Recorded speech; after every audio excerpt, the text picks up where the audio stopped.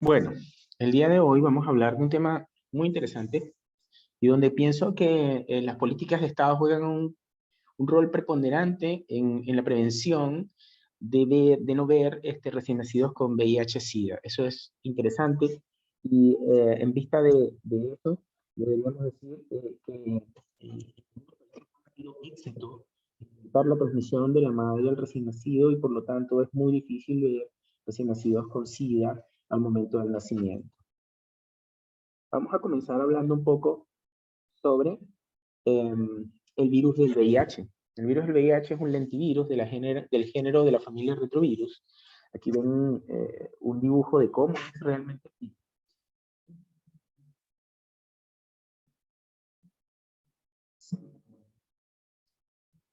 En general, pueden insertar información genética a la célula hospedadora por acción de la transcriptasa inversa, que es básicamente lo que vemos aquí, y que vamos a ver su función, que es como transcribir el RNA del virus y transformarlo en ADN para que se incorpore al huésped. Tiene una forma esférica de 80 a 100 micras y está básicamente constituido por tres capas. Tiene una capa exterior que, como toda célula, es una bicapa lipídica, donde hay algo súper interesante, la presencia de las glucoproteínas 120 y la glucoproteína 41, que son las que tienen como función esa unión al receptor para invadir la célula huésped. Eh, También tenemos una capa intermedia, que es la nucleocapside, que es esto que está aquí, es una cláusula eicosaédrica, y finalmente tenemos el interior del virus, que tiene forma de cono, y adentro podemos ver el RNA del virus. En cuanto a cómo son las proteínas importantes y que van a producir funciones en el virus, tenemos las proteasas, las cuales se conoce como proteína 10, que lo que va a hacer es actuar cooptando las piezas de las proteínas GAP y PUL y la de GAP-PUL, y muchos fármacos pueden influir sobre eso, que son los inhibidores de las proteasas. Y ellos lo que van a hacer es que impedir que el virus se replique. También tenemos esta que es súper interesante, que es donde se basa casi muchos de los fármacos que utilizamos para el feto y la madre, que son la transcriptasa inversa, o también llamada proteína 50, cuya función es la síntesis de DNA de doble cadena del provirus, usando como patrón la cadena singular del ARN viral. Puede actuar como dependiente de ADN, tanto como del ARN, de las dos cosas, y también existen múltiples fármacos, como dije, que tienen actividad contra la transcriptasa inversa. Tenemos también la RNasa o proteína P50, la cual básicamente separa las cadenas de RNA a las de ADN durante la transcripción inversa. Es la que ayuda a que se separen para que se pueda replicar el ADN, el RNA. Y tenemos también las integrasas, que es súper interesante porque estas son las que insertan ese ADN proviral en la célula huésped y transforman el genoma del huésped. Aquí me pareció súper interesante, antes de hablar de todo lo que vamos a hacer, cómo es el ciclo de replicación de VIH. Fíjense que las glucoproteínas 120 y P41 intervienen en lo que se llama la fijación. Ellos obviamente necesitan del receptor de la cédula blanca, que en este caso es el linfocito CD4, ¿verdad?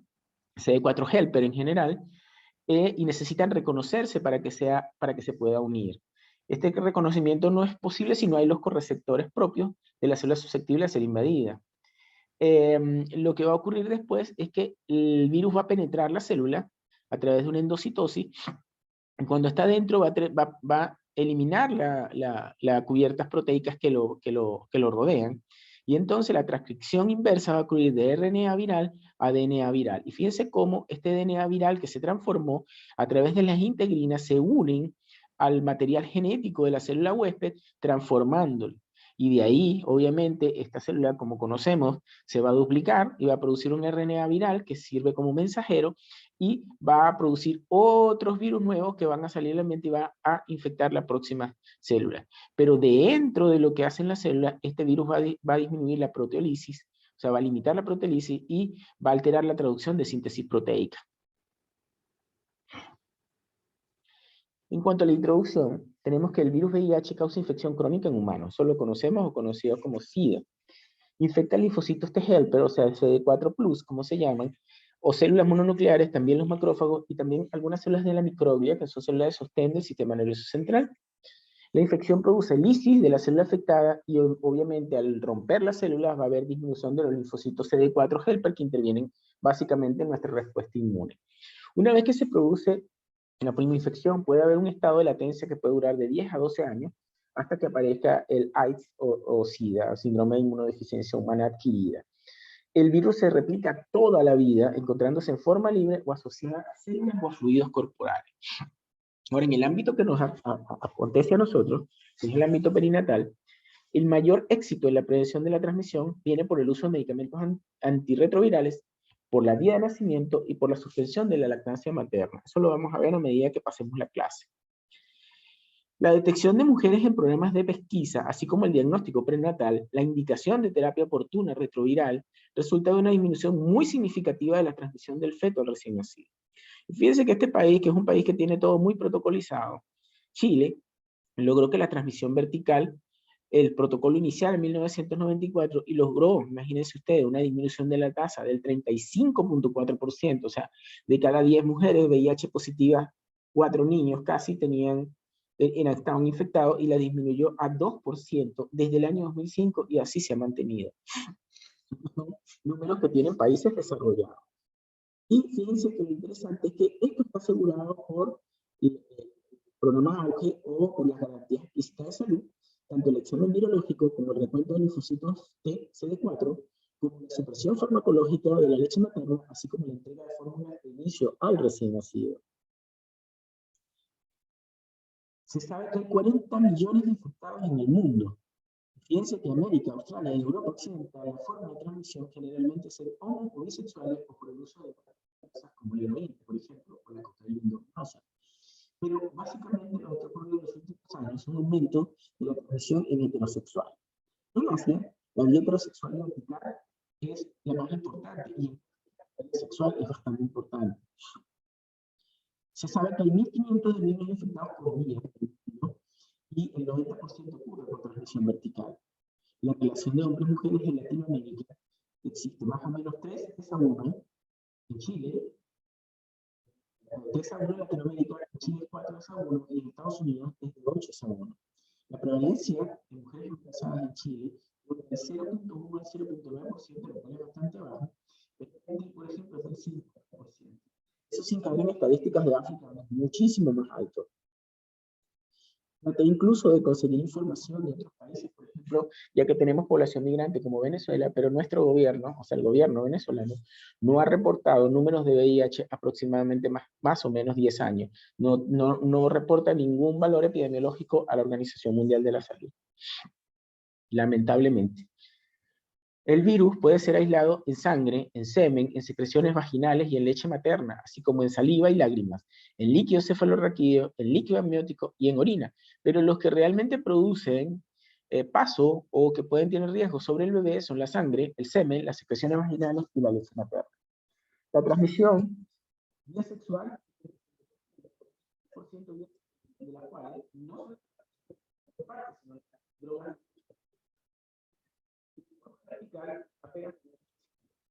En Chile, el Instituto de Salud Pública reporta que hay 394.069, 93.7% son hijos de madre VIH positiva. Esto era para el año 2005. Los protocolos de transmisión vertical, que es esto que ven aquí, dice que hay 2.590 niños desde 1994, con 2% de transmisión apenas. En cuanto a la transmisión madre-hijo, la transmisión transplacentaria y periparto sin prevención ocurre del 15 al 35%. 30% de los recién nacidos infectados tienen virus detectables al nacer, y cuando eso pasa, cuando es así, es porque la transmisión fue intrauterina. El 70% restante tienen virus detectables 1 o 2 semanas después, y lo que se piensa es que cuando eso es así, la adquisición ocurre en el caso o durante el parto. Y a través de la lactancia materna puede haber infección en un 10 a un 15% de los casos. ¿Cómo definimos esto? Se define infección in utero como nacidos con virus en sangre, cultivo o PCR las primeras 48 horas. Eso significa que lo adquirió en útero. Si la infección ocurrió al final del embarazo o intraparto, está positivo entre 70 y 90 días por nacimiento. Y la transmisión postparto se define como la ausencia de riesgo con pruebas negativas al nacer y positividad después del tercer mes. O madres que fueron seronegativas pero que tuvieron seroconversión después del posparto, o sea, después del parto, con residuos negativos los primeros 2 meses y positivos posteriormente. Eso es importante para la clasificación o cuando nos enfrentamos a cuándo fue el momento de la transmisión. En cuanto a los factores asociados de la transmisión madre-hijo, tenemos que, básicamente, y es directamente proporcional a la carga viral y obviamente al recuento de linfocitos CD4. Mientras menos linfocitos CD4, mayor será la posibilidad. La carga viral tiene una relación directa con la transmisión, tratadas y no tratadas con TAR, o sea, con terapia antirretroviral. Sin tratamiento, ¿cómo ocurre esto? Si la carga viral es menor de 1000 copias de ARN por ml, el riesgo apenas es del 10%. Eso es con tratamiento, sin tratamiento. Si la carga viral es de 1000 a 10.000 copias, la posibilidad de infección sobre el recién nacido es de 15 a 20%. Y si la carga viral es mayor de 10.000 copias de ARN por ml, la posibilidad de transmisión o de infección sobre el recién nacido es de 35%. Ahora, cuando se hace un esquema monoterápico con ácido budínico, la carga viral es menor de 1000 copias por ARN, el riesgo apenas del 1%. Si es de 1000 a 10.000, apenas del 6%, y si es mayor de 10.000, apenas del 12%. Fíjense que lo interesante es que solo con un esquema monoterápico de ácido budina podemos disminuir drásticamente la posibilidad de la transmisión de la madre al feto. ¿Cuáles son los efectos del VIH sobre el embarazo y el feto? El embarazo no acelera la progresión de la enfermedad, aunque reduce la cantidad de linfocitos TSD4, CD4 helper. No se observa un aumento de infecciones asociadas al embarazo, como candidiasis o infección del tracto urinario. Lo que sí se ve es que las coriomionitis pueden ser más severas y que evolucionan más rápidamente. La infección por Pneumocystis carini, que es un germen oportunista, puede ser aún más severa y producir neumonía. Hay mayor incidencia de parto prematuro y de crecimiento fetal restringido, y no se ha demostrado hasta ahora efectos teratogénicos en el feto. Recuerden que esto forma parte de lo que vimos en las clases anteriores del TORCH CLAP. Eso es parte de estas infecciones perinatales que ocurren. El VIH también está incluido dentro de ese cuadro. ¿Cómo es el cuadro clínico de infección materna? Cuando ocurre la primera infección, lo primero que se ve es un síndrome mononucleósico, apatía, dolor de garganta, rasgo cutáneo. También puede haber encefalitis, puede haber síndrome febril con exantema, 50-60% al momento de la seroconversión y ocurre más o menos 2 a 6 semanas post-infección. Como les dije antes, hay un periodo de latencia que puede durar de 1 a 10 años y después tenemos la fase crónica o SIDA, donde hay linfadenopatía generalizada, inmunodeficiencia progresiva, candidiasis. Fíjense que lo que ocurre aquí es que gérmenes que normalmente no producen infección porque nuestro sistema inmune los pueden controlar, pueden producir infecciones graves, como la candidiasis. Hay pérdida de peso por alteración de la formación de proteínas, fiebre obviamente, herpes zóster, manifestaciones neurológicas, y también puede ocurrir cáncer como el sarcoma de Kaposi o los linfomas. Incluso el linfoma no Burkitt. El cuadro clínico del recién nacido, ¿cómo es? De verdad, no hay signos característicos que nos digan que este paciente tiene VIH-Sida, pero al momento del nacimiento puede haber polipatías hepáticas fenomenales, por ejemplo, una enfermedad por citomegalovirus o toxoplasmosis, HIV o cualquiera de las TORCH que vimos anteriormente.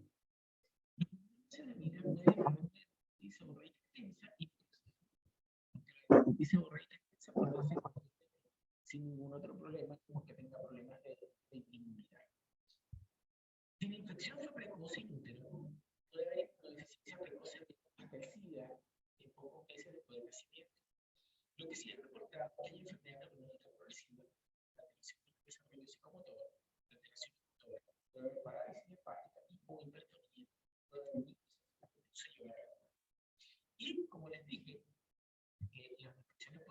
las infecciones oportunistas se puede ver en los recién nacidos, sobre todo infecciones bacterianas invasivas, o sea, una neumonía que se vuelve muy grave, meningitis por neumococo o por meningococo, infecciones osteoarticulares con osteomelitis, accesos profundos por gérmenes gram-negativos o anaerobios, citomegalovirus, infecciones por citomegalovirus, neumocystis girovecea, antiguamente llamada neumocystis carini, o menos frecuente, la diseminación por vacunación contra el bacilo de Calmette-Guerin. El laboratorio puede mostrar anemia, neutropenia, trombocitopenia, elevación de las enzimas hepáticas y la deshidrogenasa láctica. En cuanto al diagnóstico, en adultos y menores de 18 meses, los anticuerpos por ELISA tienen una sensibilidad del 99%, pero siempre, a pesar de que la sensibilidad es alta, debe confirmarse con un Western blot o una inmunofluorescencia como parte del estudio. Hay que tener en cuenta que hay un periodo de ventana donde no hay nada, que dura de 2 a 6 semanas posterior a la primera infección. Pero ahora las técnicas de ELISA de cuarta generación que pueden detectar aquella proteína que vimos al inicio, la proteína P24, acortan el periodo de ventana apenas a 2 semanas, lo que quiere decir que nos hace una posibilidad de hacer diagnóstico más temprano. En caso de diagnóstico rápido, se puede pedir reacción de cadena polimerasa para VIH en sangre. La eficacia del protocolo de prevención vertical es detectar todas las embarazadas con VIH. Entonces, el tamizaje es altamente necesario y primordial. Las muestras, como les dije antes, están cubiertas por el AUGES y el GES, la VIH, técnica ELISA de cuarta generación. Todo eso lo cubre. El resultado reactivo debe hacerse una confirmación por el Instituto de Salud Pública, o sea, se le debe mandar una muestra, y en caso de confirmación, debe ser ingresada al programa de alto riesgo obstétrico, y el trabajo de parto sin resultado de test rápido, si es positivo, repetir e iniciar protocolo de prevención de transmisión vertical. En el recién nacido, ¿cómo hacemos el diagnóstico? Considerar que el recién nacido hijo de madre VIH positiva tiene, y los tiene, como vimos en otras enfermedades congénitas, infecciones congénitas, tienen anticuerpos hasta 18 o 24 meses. Por lo tanto, hacer prueba de ELISA no es lo primordial. En este caso, en los recién nacidos se hace la reacción de cadena polimerasa, podemos hacer detección del antígeno P24, la proteína 24, o básicamente el cultivo viral. En Chile están disponibles la reacción de cadena polimerasa ampliamente y la detección de antígeno P24, pero el cultivo viral es más difícil de conseguir. En Chile, el laboratorio de referencia es el Instituto de Salud Pública y debe mandarse 2 resultados positivos en 2 muestras de sangre distintas. Recién nacidos expuestos sin protocolo completo se catalogan como siempre como indeterminados. Deben tomarse 3 muestras en 4 ml en tubo EPTA, o sea, de un anticoagulante, a las 48 horas, al mes y a los 3 meses de edad. Si la muestra es positiva, hay que realizar otra muestra confirmatoria. Infección positiva es la presencia, aquí en la gráfica, es 2 PCR positivas, e infección negativa es la presencia de 3 muestras negativas. La prevención, y este es el punto importante de este cuadro. Lo más importante es evitar que las mujeres se infecten.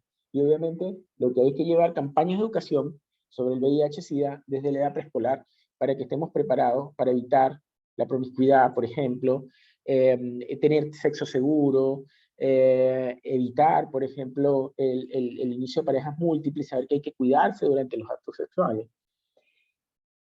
Y otra cosa importante es el uso oportuno de los retrovirales. En Chile, el programa de prevención de transmisión vertical y HIV es para todas las embarazadas. Básicamente dentro del programa debe haber confidencialidad y consejería para cuando existe la enfermedad, explicarle cuáles son las posibilidades de que progrese la enfermedad. Y obviamente debe disponerse de un equipo médico que ofrezca tratamiento y manejo adecuado a esta embarazada. En cuanto a la prevención, ¿verdad? Tenemos que se debe realizar un test de tamizaje VIH a todas instantes al ingreso al control prenatal. Si el resultado del examen es negativo, se debe repetir entre las 32 y las 34 semanas de gestación. En aquellas mujeres que tengan mayor riesgo de adquirir VIH, porque tengan abuso de alcohol o de drogas, parejas nuevas durante la gestación o multipareja, mujeres en situación de calle, trabajadoras sexuales, antecedentes, ella o su pareja de hepatitis B, hepatitis C, tuberculosis o sífilis, eso significa que hay riesgo, u otra infección de transmisión sexual, y en casos conocidos de serodiscordancia y su pareja sea VIH positivo. Todo resultado reactivo a nivel local debe ser enviado a confirmación al Instituto de Salud Pública. En las mujeres que llegan al parto sin serología para VIH conocida, revisar el laboratorio si este ha sido tomado siempre. Si no se dispone del resultado, se debe realizar un tamizaje de VIH siempre, urgente, instrumental o visual. Si este resultara reactivo, aplicar de inmediato el protocolo de prevención de transmisión vertical, incluyendo la suspensión de la lactancia. En cuanto al control y seguimiento de las embarazadas, debe haber una atención integral, tanto virológica como inmunológica como psicosocial. Eso es parte de la bioética del manejo de estas enfermedades. Debe siempre investigarse otras enfermedades de transmisión sexual, como la clamidia, la sífilis o la hepatitis B. Debe hacerse Papá Nicolau y serología para citomegalovirus y toxoplasma. Debe haber básicamente siempre una evaluación nutricional, y suplementación de hierro ácido fólico, el control trimestral de linfocitos CD4, helper y CD8, y también de la carga viral, determinar la necesidad de profilaxis para neumocistis virobesia a través de pimetropin sulfa, examen clínico, verificar el estado de nutrición y la presencia de infecciones oportunistas, cándidas, por ejemplo. En cuanto a los antirretrovirales, y aquí vamos con la parte farmacológica. Tenemos varios tipos. Tenemos que podemos inhibir las enzimas transcriptasa reversa, que como les dije es aquella que puede hacer que convierte la RNA en ADN para que se inserte en el huésped el ADN cambiado. Y son básicamente los primeros que están disponibles. Tenemos dos tipos, los análogos nucleósidos, de los cuales está la droga tipo, que es la acidobudina o AZT, la lamivudina, el 3-TC, la entricitabina, el abacavir, el tenofovir, la didanosina y la estabudina. Tenemos también los análogos no nucleósidos, como la nevirapina, que se usa mucho, el efavirenz, la atravirulina y la rilpivirina. ¿Qué hacen ellos? Inhiben la transcriptasa inversa, la cual convierte el ARN en ADN, lo que permite unirse al ADN en la célula huésped. Y vamos a ver que uno de los problemas de este es que produce algo de anemia y neutropenia. Eso lo vamos a ver cuando veamos los efectos adversos. Tenemos también los inhibidores de la enzima proteasa, de los cuales, también llamados IP, tenemos el indanivir, el ritonavir, el saquinavir, el fosamprenavir, el lopinavir, el atazanavir, el darunavir y el tripanavir. El ritonavir es el más usado. Esto es lo que produce es inhibición del metabolismo del citocromo P450 y bloquea la unión de la fusión del virus a la célula huésped. También son importantes, pero son uno de los menos usados realmente. Tenemos los inhibidores de la enzima integrasa, como el raltegravir, el elvitegravir, coformulado como tenofovir, entricitabina, el dolutegravir. Ellos bloquean el proceso de integración del ADN proviral al de ADN huésped. O sea, acuérdense que es la integrasa, la que une ese ADN que fue cambiado al de nosotros, o sea, al de la célula huésped, que en este caso es el humano. Y aquí tenemos exactamente cuáles son los mecanismos exactos, fíjense. Aquí tenemos los que inhiben la entrada, ¿verdad? Dijimos que son, por ejemplo, como los que vimos aquí, los inhibidores de la proteasa. Perdón,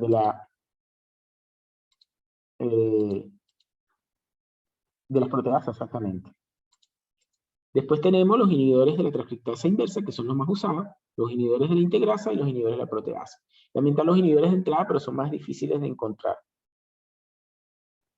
En cada ciclo de los que vimos anteriormente, el fármaco tiene su efecto, pero también va a tener su efecto en las células huésped. ¿Cómo es la terapia antirretroviral? La monoterapia o biterapia en general para el resto de las patologías, por ejemplo, que tienen VIH positivo pero que no están embarazadas, son poco efectivas. La combinación de tres drogas, como dos inhibidores de transcriptasa reversa análogo o un inhibidor de transcriptasa reversa no análogo, con un inhibidor de proteasa y un inhibidor de integrasa, es el tratamiento estándar. El objetivo de la embarazada es lograr que la carga viral sea detectable y por lo tanto así no haga la transmisión al feto y al recién nacido. Evitar exposición a TAR el primer trimestre por el riesgo de teratogénesis, porque en ese momento hay embriogénesis y embriogénesis. TAR debe iniciarse inmediata si hay criterios clínicos o inmunológicos o seroconversión durante la gestación. El AZ3, o sea, la acidobudina, y el 3-TC tienen poca toxicidad y es efectivo para evitar la transmisión, o sea, la lamivudina. Y la acidobudina o AZT. Y aquí tenemos cuáles son los retrovirales. Y fíjense que aquí tenemos que la acidobudina es clasificada por la FDA como C, y sin evidencia de teratogenicidad, bien tolerado, con buena seguridad a corto plazo y demostrada para madre e hijo. La lamivudina, sin evidencia de teratogenicidad, si existe coinfección con virus hepatitis B, puede producir reactivación si se suspende postparto. No me voy a parar en cada uno de estos porque realmente estos son los más importantes en cuanto al embarazo, pero se los traje para que los tengan en cuenta. Piensa que aquí está la nevirapina, también se usa durante el embarazo, no tiene evidencia de teratogenicidad, aumento de toxicidad hepática, potencialmente letal en mujeres con CD4 menores de 250 milímetros cúbicos al inicio de la terapia. Y aquí tenemos cuáles son las principales toxicidades, y esto sí debemos como tenerlo en cuenta. En cuanto a la ZT, que es uno de los más usados, fíjense que básicamente lo que puede producir es anemia y neutropenia, y puede producir gastrointestinales como diarrea, cefalea y rash, y la lamivudina, gastrointestinal o cefalea. Y la nevirapina en general puede producir hepatotoxicidad y rash, que son los más usados para nosotros en el área neonatal y de embarazo. ¿Qué hacemos cuando una madre es VIH positiva? Y esto es sacado del protocolo de transmisión vertical del MinSal y que está disponible en su página web y que ustedes mismos pueden leer. Todas las gestantes con test VIH positivo deben ser derivadas en el sistema público, al Centro de Atención VIH y a la Unidad de Alto Riesgo Obstétrico y a los especialistas correspondientes del sistema privado. Aquellas gestantes con examen reactivo obtenido desde la semana 20 en adelante deben ser derivadas de inmediato al médico tratante de VIH sin esperar la confirmación del Instituto de Salud Pública para aplicación del protocolo de terapia retroviral. Debe existir coordinación entre las diferentes instancias de atención de la gestante en favor del bienestar del binomio madre-hijo. Ahora, ¿qué hacemos si una gestante no tiene TAR, o sea, no tiene terapia antirretroviral previa, con o sin requerimiento propio de terapia antirretroviral? ¿Qué debemos hacer? Iniciar la terapia antirretroviral para la prevención de la transmisión vertical de VIH en embarazadas sin tratamiento previo a partir de la semana 20 de gestación. El TAR debe iniciarse desde la semana 14 cuando la carga viral es mayor de 100.000 copias. O sea, ahí, bueno, se trata igual porque tenemos que salvar tanto a la mamá como al niño y significa que ella tiene una carga viral muy alta. La terapia antirretroviral debe iniciarse de inmediato si la embarazada tiene criterios clínicos inmunológicos de inicio de TAR. Si la seroconversión se produce durante la gestación, deberá iniciarse TAR de inmediato. Todas las gestantes que inician terapia antirretroviral para prevención de la transmisión vertical deben continuarla después del nacimiento, o sea, después del parto.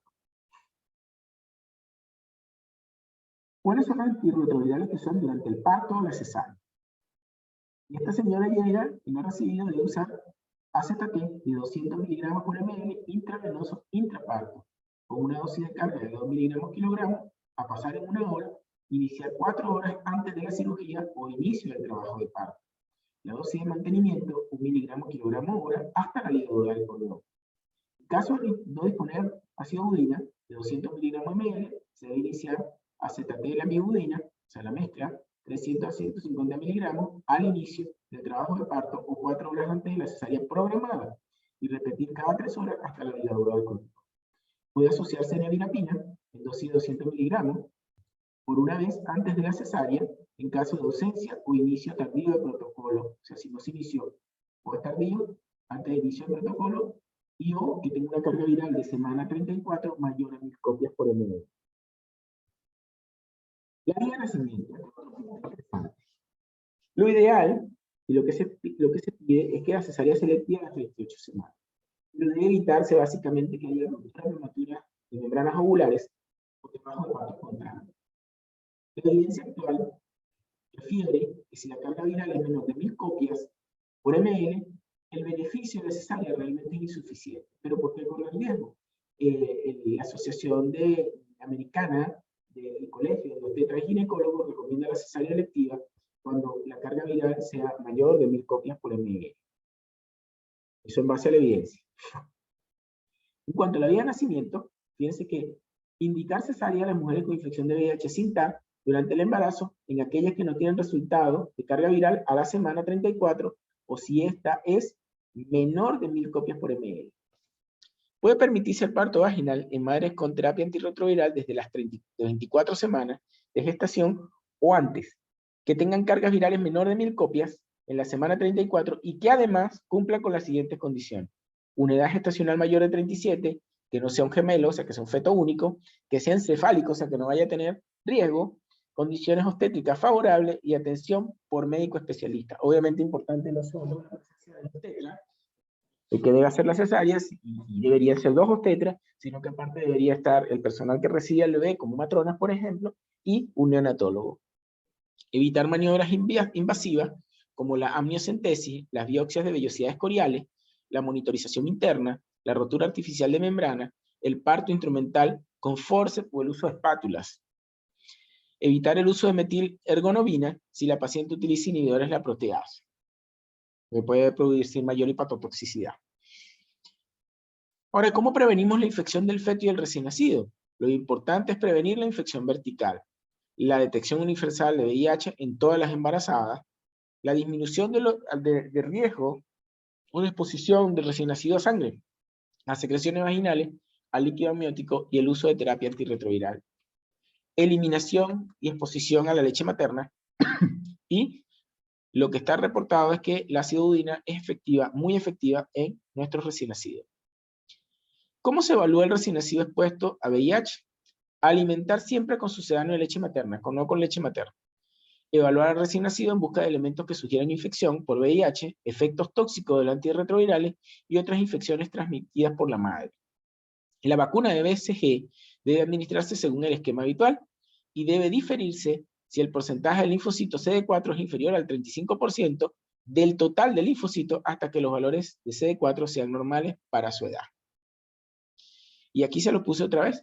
Evitar la transmisión al recién nacido. El personal que lo atiende debe tener protección de la mucosa ocular, mascarilla facial, guantes y uso de delantal quirúrgico. La placenta debe ser incinerada. Las aspiraciones de secreciones debe ser evitando el contacto y con sistemas herméticos, por ejemplo. Debe, en este caso, aunque yo no estoy de acuerdo con el baño de los recién nacidos al momento del nacimiento, pero en este caso sí, para evitar que el bebé esté en contacto con el virus del VIH, sobre todo si nace por vía vaginal, un baño con agua clorada previamente, con abundante jabón para remover sangre y líquido amniótico. Debe asarse muy bien la piel antes de colocar la vitamina K, para no llevar virus al interior del recién nacido, y eliminación de la alimentación con leche materna. Hay que hacer un examen físico exhaustivo, con búsquedas de signos como microcefalia, hepato o esplenomegalias, adenopatías, ictericia, compromiso neurológico. Y se debe hacer obviamente el laboratorio. ¿Qué hacemos? Una reacción de cadena polimerasa para VIH que debe hacerse en las primeras 48 horas y enviar la muestra al Instituto de Salud Pública. Exámenes de laboratorios generales como el hemograma, pero este hemograma es para tener la hemoglobina y el hematocrito básico para ver los efectos de la terapia antirretroviral, sobre todo el AZT, porque les dije que producía anemia. Se debe hacer gases de sangre venosa, buscando acidemia, electrolito plasmático y ácido láctico, porque muchos de ellos pueden producir lactidemia, muchos de los medicamentos, y recuentos de los linfocitos CD4. La vacuna de la BCG se debe administrar si los linfocitos TCD4 son mayores de 1500 células por milímetro cúbico o mayor a 35% en el valor porcentual.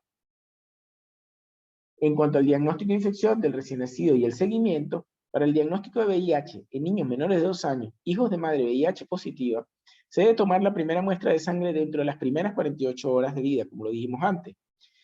Si el primer PCR es positivo, tomar de inmediato una segunda muestra para hacer diagnóstico de infección. Deben resultar positivos, como les dije antes, al menos dos reacciones de cadena polimerasa. Si la primera reacción de cadena polimerasa es negativa, tomar una segunda muestra entre los 15 y los 30 días de vida y una tercera a los 3 meses de edad. Para descartar infección y para también saber si la infección fue uterina o fue post-nacimiento o fue en el momento del nacimiento. Se deben tener básicamente dos resultados negativos de reacción de cadena polimerasa posterior a los 15 días de nacido. Todos los hijos de madre VIH positiva deberán continuar sus controles de forma ambulatoria con un médico pediatra capacitado en VIH-Sida o con un infectólogo. Ahora, en cuanto al uso de antirretrovirales en el recién nacido, tenemos que todo recién nacido, hijo de madre, con examen para VIH reactivo al parto, y los hijos de madre VIH positivo confirmado por el Instituto de Salud Pública, deben recibir la terapia antirretroviral. Todo recién nacido hijo de madre VIH positivo debe recibir AZT, y es lo que hacemos cuando nos llaman atención inmediata. Le colocamos 2 miligramos kilogramo bional cada 6 horas, por 6 semanas, a partir de las 6 y 12 horas de vida, o sea, tan pronto como se pueda.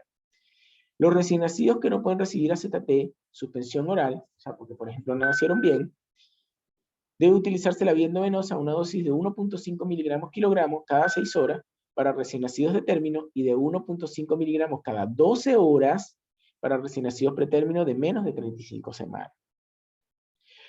Los recién nacidos, hijos de madre, que recibieron nevirapina, Administrar AZT por 6 semanas y agregar 2 dosis de nevirapina en solución oral a 2 miligramos kilogramos a partir de las primeras 4 horas de vida y la segunda a las 48 a 72 horas de vida. O sea, reciben doble terapia. A los recién nacidos de madre que no recibieron protocolo de prevención de la transmisión o que solo recibieron profilaxis intraparto, se le debe administrar AZT por 6 semanas en las dosis señaladas, más las 2 dosis de nevirapina. También reciben, o sea que en estos dos casos, reciben terapia doble. Los recién nacidos de madres con viremia persistente, o sea, los que están realmente más expuestos, o madres con resistencia a los antirretrovirales, se les debe indicar antirretrovirales en base a los antecedentes clínicos virológicos, la disponibilidad de formulaciones pediátricas y la evaluación de expertos. Hay que pedirle interconsulta a infectología o al experto en VIH-Sida.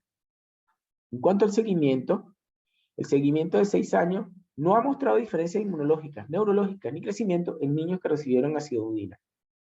Hay mayor infección, lo que sí se ha reportado es mayor infección por citomegalovirus cuando la reciben. Se debe evaluar la exposición a otras enfermedades como sífilis, hepatitis B, hepatitis C, toxoplasma y Chagas, lo que vimos en la clase anterior, toxicidad de TAR. Podemos ver anemia transitoria que disminuye tan pronto como se elimine la acidobudina. Los inhibidores de la transcriptasa reversa, análogos, inhiben la DNA polimerasa, y lo que ocurre es que ellos van a producir replicación, afectando la replicación mitocondrial, y ustedes saben que como no hay tantas mitocondrias, entonces la fosforilación oxidativa es menor, y por lo tanto puede haber mayor cantidad de metabolismo anaeróbico con producción de lactidemia o de lactato, y esto puede afectar órganos como corazón, hígado, músculo esquelético y o los nervios periféricos. Y los efectos hematológicos más comunes son la anemia, que revierte a suspender el tratamiento, la presencia de neutropenia o la presencia de trombocitopenia, o sea, plaquetas bajas. En cuanto a la lactancia, debe suspenderse a todas las madres VIH positivas confirmadas, dado que los riesgos potenciales a los que se expone el recién nacido hijo madre VIH positivo, especialmente al calostro, superan ampliamente las desventajas de la suspensión de la lactancia materna. Sin embargo, en países, por ejemplo, como en el Cuerno de África, donde el niño no solo puede morir de SIDA, sino por desnutrición, se permite la lactancia materna. Y lo que hay que tener cuidado es que el bebé o la madre no tengan grietas del pezón o no tengan alteraciones en la boca, como lesiones que puedan permitir el paso del VIH directamente a la sangre. Prohibir siempre la lactancia materna exclusiva o mixta en madres VIH positivas. La alimentación por nodriza y por leche proveniente de bancos de leche. Interrumpir la lactancia con carbegolina, 0,25 miligramos cada 12 horas por 2 días, o bromocriptina, 2,5 miligramos cada 12 horas por 7 días, inmediatamente postparto. Finalmente, les traigo este gráfico, yo no me voy a detener aquí, que son las recomendaciones de el programa de atención para VIH de los Estados Unidos, y más o menos cómo son las dosis que se pueden dar de acuerdo a la semana de gestación, cuáles son las dosis de ácido budina, y cómo se dan incluso vía endovenosa y nevirapina durante el trabajo de parto o en el recién nacido con los pesos, cuando son menores, para que tengan una referencia, por ejemplo, cuando nazca un bebé con prematurez o bajo peso al nacer. Y bueno, dicho eso, le doy las gracias y fue un honor, fue muy lindo dar esta clase porque es una clase súper interesante y nos vemos en próximas clases. Hasta luego.